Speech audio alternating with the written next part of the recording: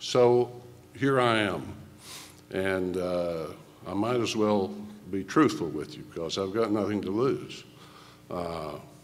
Like they say, like I was asked many times in 2008, you know you can't win, so why are you doing this? So I thought about that a lot, and I thought, well, if I can't win, then I might as well just be truthful. What difference does it make? You know, I mean, why make up a bunch of lies like the rest of them if I can't win anyway? Why not just lose with the truth? But my answer to that question with these people was always something like this. Well, if it is as you say and I can't win, then God must have something else in mind for this country other than what I can bring it. So what I'm going to tell you today is many years ago when I was sitting with Howard in a private moment, he said, how can we save the Republic? Nobody cares about anything. And he's right about that. So the question that I have for you today, and I have the answer, by the way, is can this republic be saved? And my answer to that is no, it can't. And that's probably not what you want to hear, but the reason for that is because it's already dead. Don Grundmann made my case for me. His entire speech was a long list, a death sentence for a constitutional republic. Dead, buried, and underneath years and years and years of the kind of thing he was talking about. This is the speech I was going to give you in the morning, by the way. I asked Jim to cancel that speech in the morning because the candidates aren't speaking and I didn't want an unfair advantage. But so I'll give you a little bit of it right now. Dead, killed, assassinated by an uncaring populace and by a group of wise men who set out to destroy this country. See, you can ask yourself from time to time, is this the country that Jefferson and Madison, Franklin, and the like formed? How can we do this? Well, no, it isn't. Don't you get it? It's not the same country. This is not the country of the founding fathers. This is the country as you know, if you one of my podcast sufferers, you've heard this on there. But this, you know, this is what Robert Zoellick, the chairman of the World Bank currently, said the other day. Our regimes and institutions were formed by the wise men who created them coming out of World War II. After the Allied victory in World War II, the victorious Allied powers got together and they formed a new world and a new country. Essentially, we have a world government right now. We talk about it, but it's here. It's not something that's coming. Don't you get it? I mean, they all act together.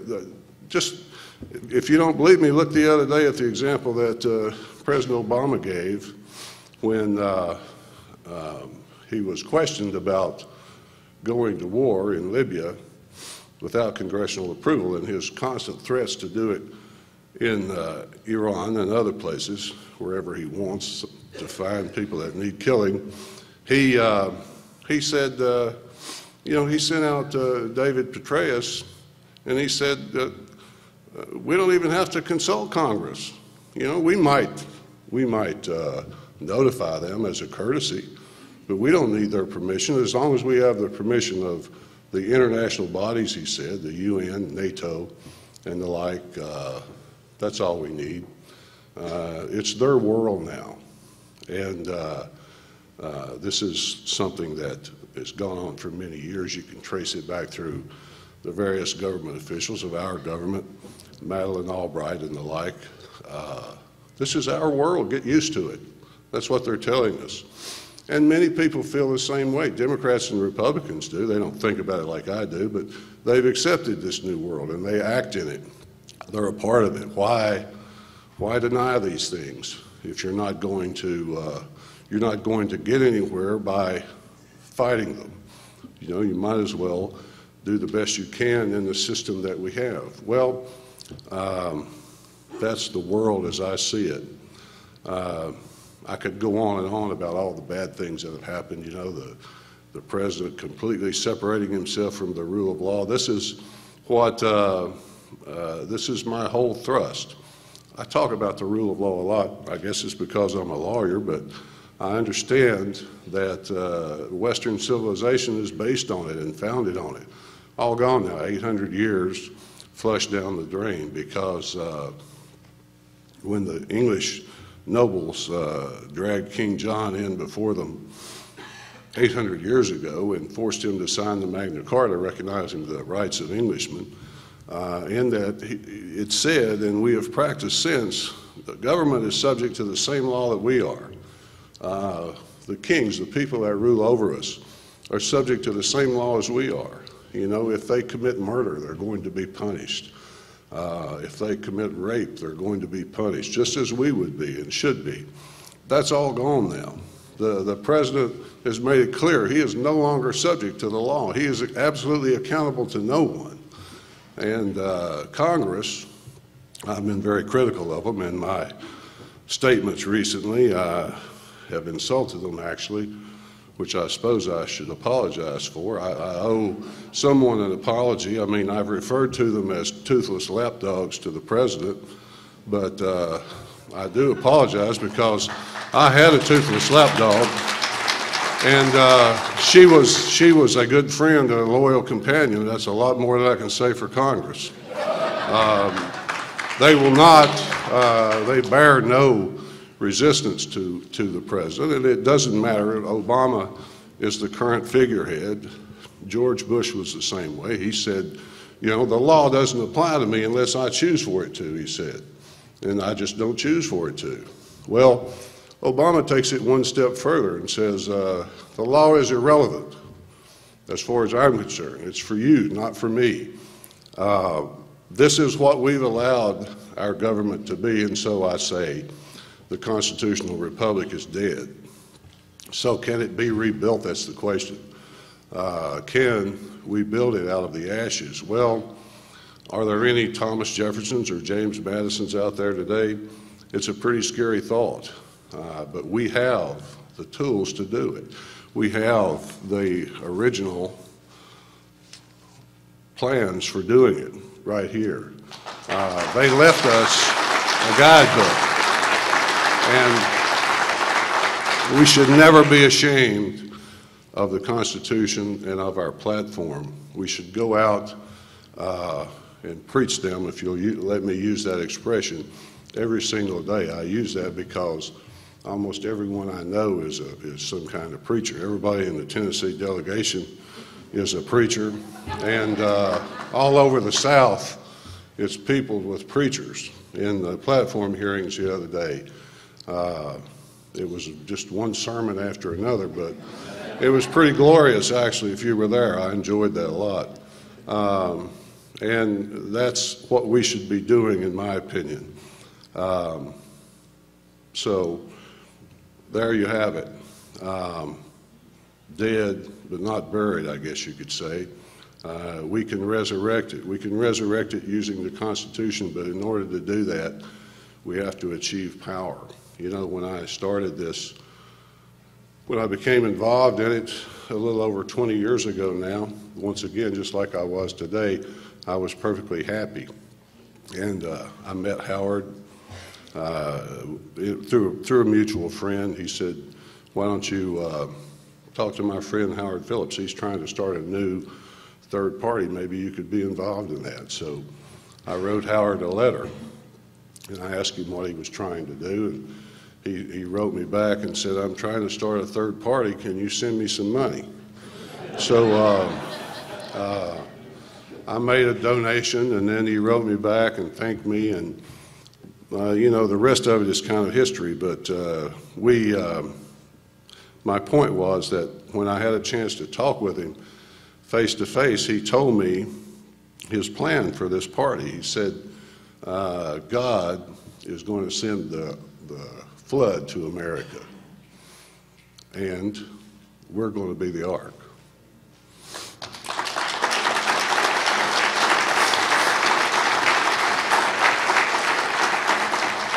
Well, I can tell you right now, folks, it's raining. It's raining hard. And are we going to be the ark? God willing, we will.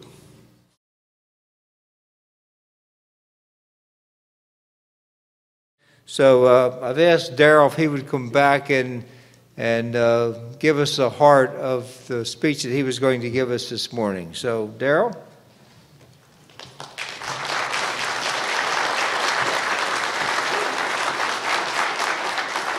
Well, thank you. I appreciate that, and I appreciate Jim giving me this chance to speak after Virgil and after he spoke. I'll cut out the part where I was going to be president, but what I have to say to you today is not very pleasant, although from some of those resolutions, the one about land and the federal government taking over the West and so forth, maybe it's more pleasant than I thought it was.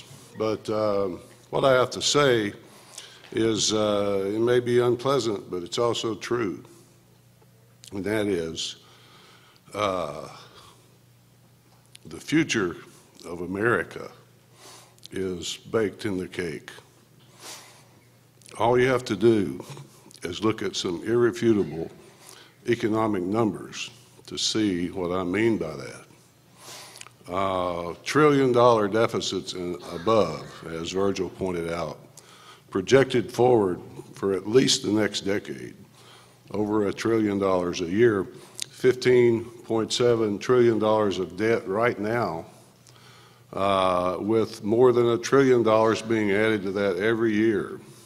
These increasing deficits must at some point result in a series of crises that will come upon us that are unavoidable. You can sugarcoat it any way you want to. You know, when my mother, as she got older and,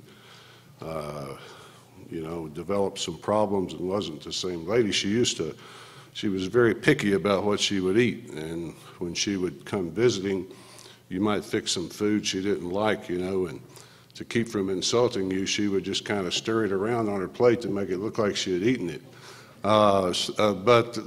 This reminds me of what we do with the economy sometimes. We talk as if these problems aren't going to happen. In addition to that, there's over $100 trillion of off-budget items that we don't acknowledge that can't be paid. You know what they say about debt that can't be paid? It won't be paid. These demographic problems, Joe alluded to Social Security being broke in 2 years.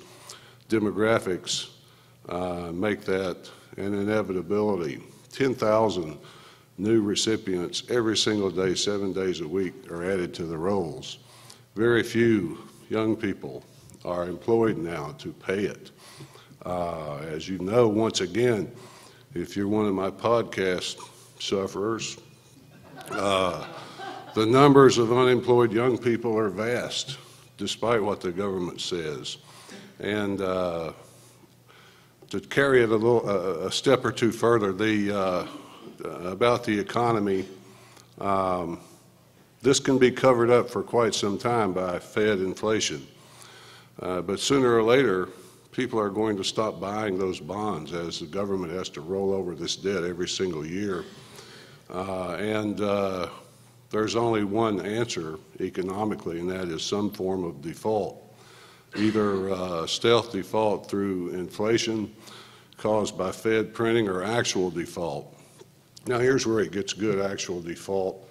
What do we propose as a party? What's our economic solution? If you look at our platform, we talk about stable money.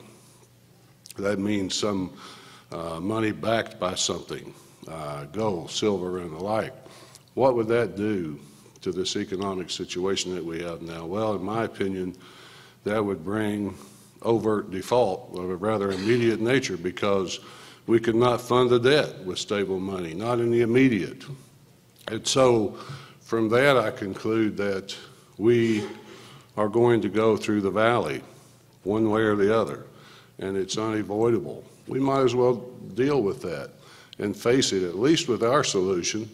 The valley might not be so steep, and the rebuilding process might be able to stop. The longer we go, the worse it gets, the harder the fall will be. Now, if that weren't enough, there's more. It gets worse. On the political side of the spectrum, Caesar has crossed the Rubicon, and the Senate has capitulated. What do I mean by that? Well, you know what I mean. This government is out of control. It has completely separated itself from the rule of law and from us. Every day, the problem gets worse. The president says that he has the authority. I don't use the word right because nothing gives him the right to do these things. He claims the authority to kill anyone he wants to. And his attorney general steps up to the podium at Northwestern Law School and says, we are providing due process to these people on our kill list, these people that we kill, because the process that the president uses to determine who he's going to kill, that's the due process required in the Constitution. What? Yeah, he thinks about it, Mr. Holder said. That is due process, the president's decision to put you on the kill list. So he becomes judge, jury, and executioner. What's the result of this and many other things? I mean, I'll keep it brief. Most of these things I know you know about and you understand. He is severing us from the jury system. The jury system is the last protection between us and the government. You know, the jury decides. The government may say, you're guilty, but that jury is the law that day. It's the law. Well, he steps in between us and the jury and says, I'm the jury, I'm the law. This is what's happening time and time again. He attacks Libya without consulting Congress or without permission of Congress. This shows you how we redefine terms we call due process, his decision to put you on the kill list. And we call consulting Congress a declaration of war. But at least we consult them. He says after Libya, when Congress puts a little heat on him about it, some of them are less timid members, say, oh, please tell us your feeling about this. And he says, I don't have to consult Congress. I don't even have to notify them of what I'm doing.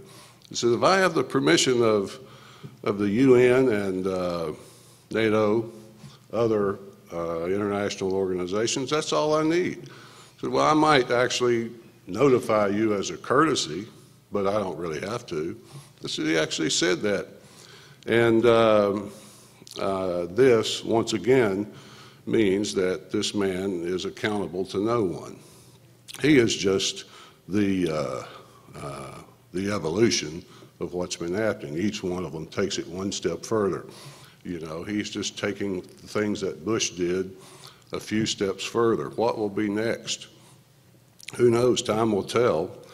But he says well, what does this mean for you and me? It means that the military of the United States that you pay for, that's made up of your children for the most part, people like you, millions of people, is now owned by this international system, the United Nations, the International Monetary Fund, the World Bank, NATO, and many others.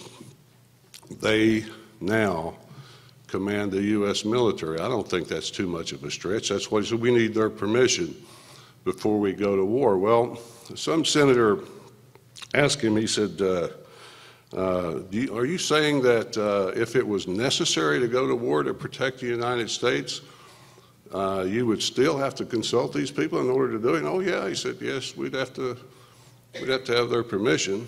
I mean, if someone attacks us, he's saying there, we got to go to the United Nations to ask them if we can defend ourselves. This is how he sees it. This is the evolution of our new world system that we're in now.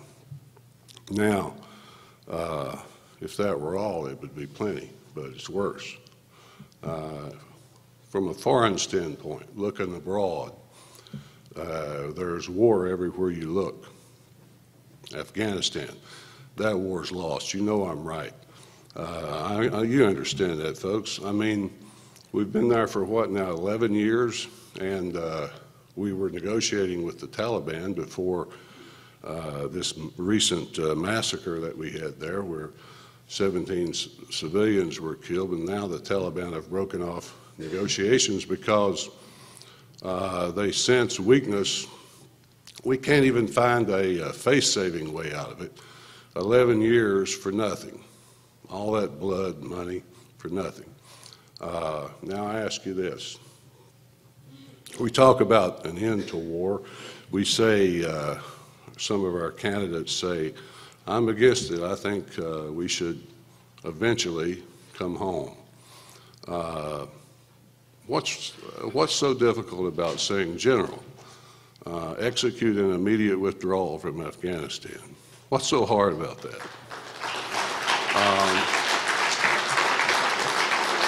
If that general doesn't want to do it, find one that does. Now,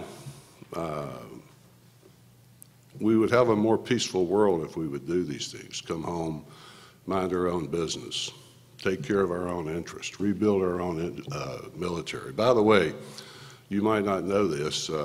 This is one of the things I've been meaning to talk about in the podcast, but I have to put it up there in the buffer.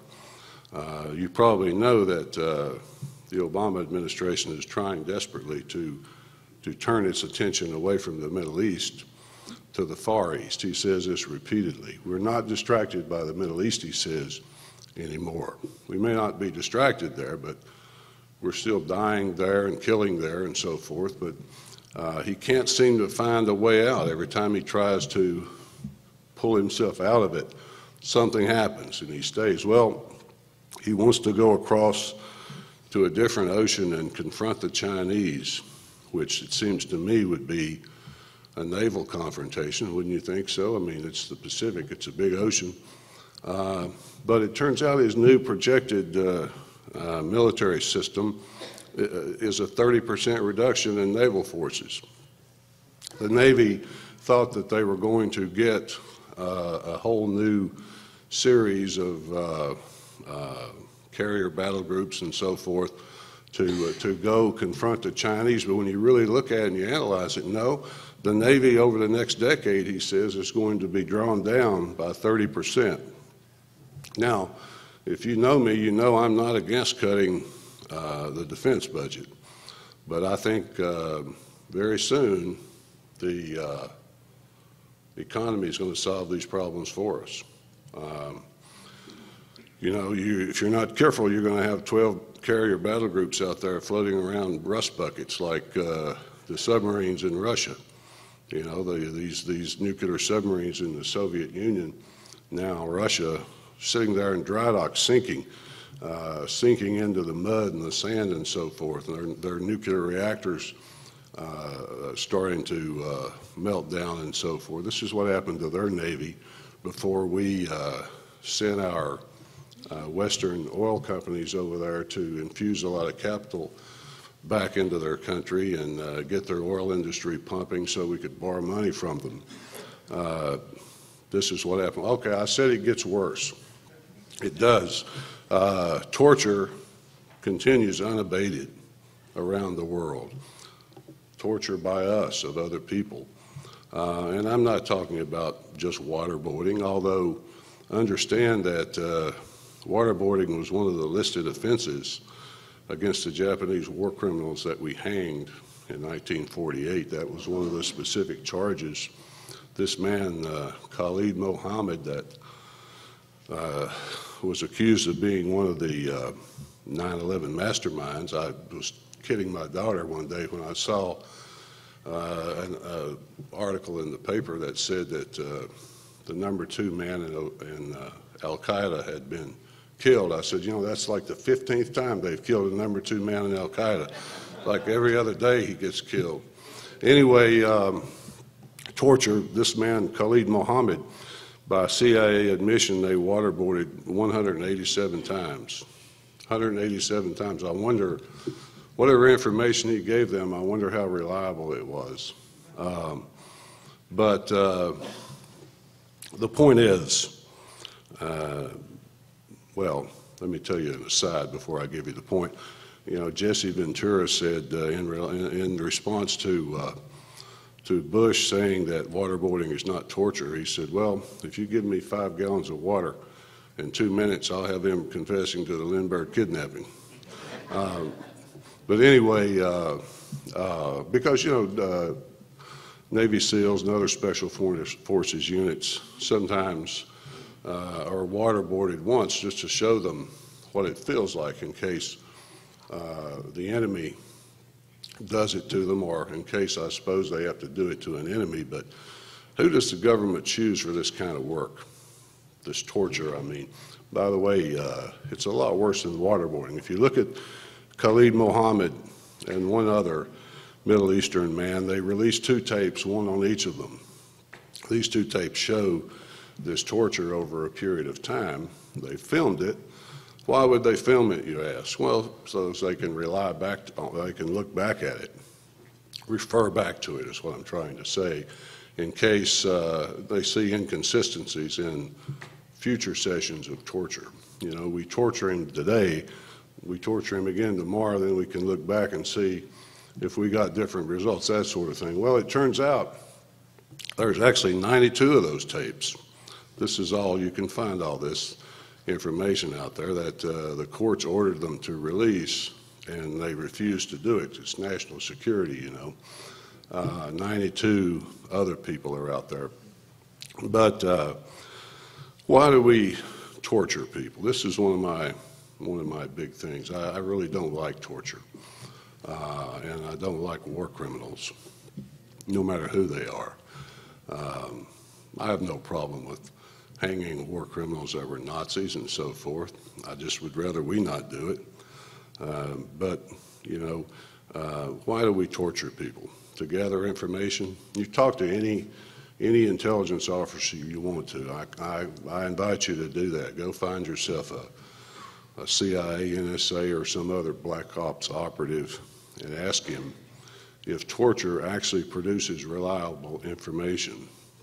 And he will tell you that it does not, unless you have a specific instance where you're absolutely certain he has the information, like this guy knows where the bomb is and he's going to set it off if we don't do something. Perhaps then you can get that information out of him. But if you talk to these people, what you'll find is that they don't choose the most enlightened among us to do this kind of work. They don't choose the choir boys to go out and torture somebody. They really don't. They pick the person that they know will like it. The guys that are like, you know, psychotic almost. I mean, why do they do it? Because they like it. That's why they do it. They do it because it gives them dominion over other people, body, mind, and soul. They own other people.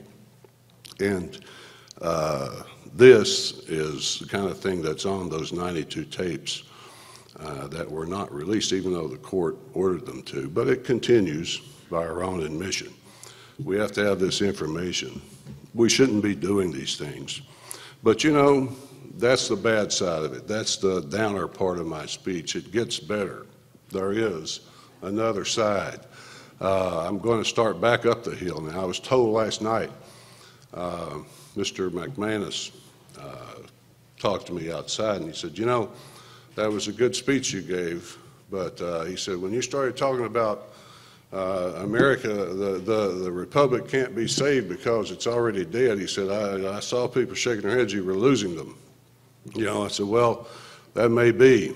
I said, I disagree with you about what you said about the Constitution. I said that to him. He said, well, the Constitution is still there. It can be, we can start obeying it again, or whatever words he used. I said, you know, it's still there, depending, I hate to sound like the president's lawyer, but it depends on what you mean by the word there.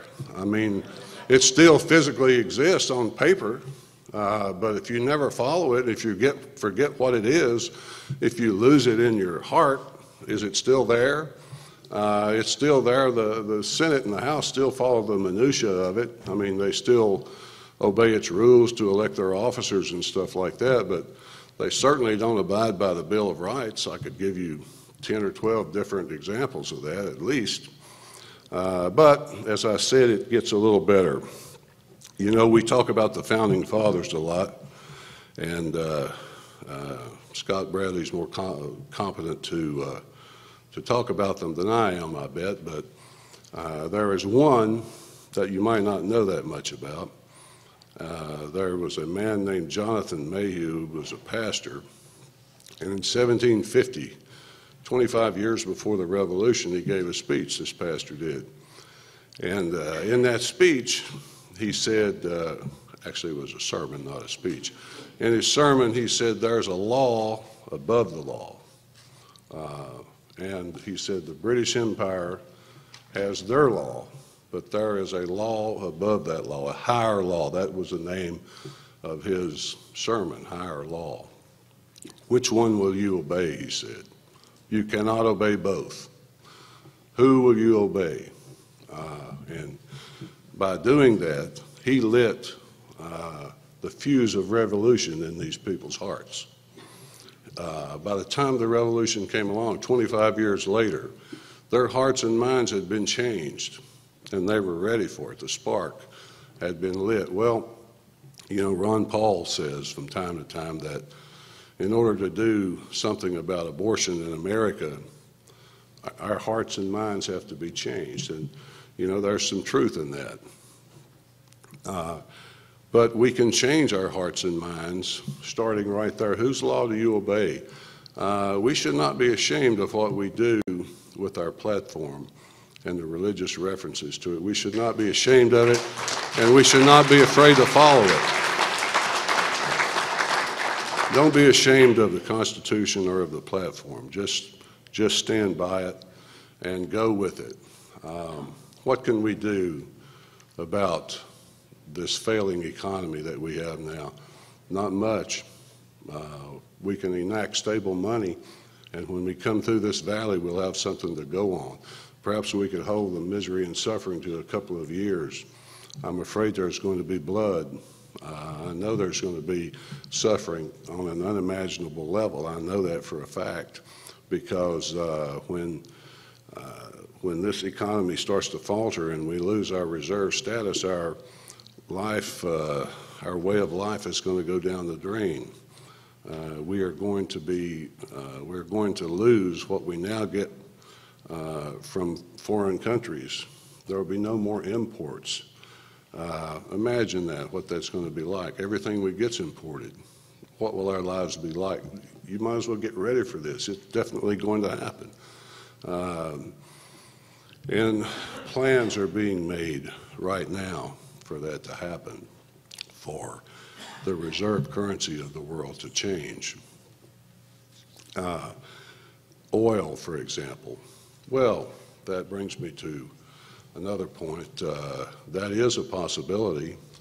Oil, gas leases, sale of oil and gas, pipelines, refineries. Jim's about to give me the hook here. But that's the way out, possibly. That's one possibility. It's remote, in my opinion. But it's, you know, as I told somebody today at lunch, you know, it's like that old Jim Carrey movie where he's hitting on the girl and she doesn't seem interested. And he said, well, you know, what are my chances? And she said, well, I'm like 99% sure I'm not interested. And he said, so you're saying there's a chance? Oil and gas is a chance, and as imported oil falters, at least we would have that to rely on. I'm not a petroleum engineer like my friend Tom Holmes. He could probably shed some light on it, but there's a lot of stuff out there besides oil and gas. Right now, Bill Gates in his podcast, in my podcast, I mentioned the video that I'd seen of Bill Gates where he said, if you want to alleviate poverty in the world, the easiest way to do that is bring down the price of energy. Bring down the price of energy. So that's the easiest way to alleviate poverty. Well, guess what? He doesn't want to alleviate poverty.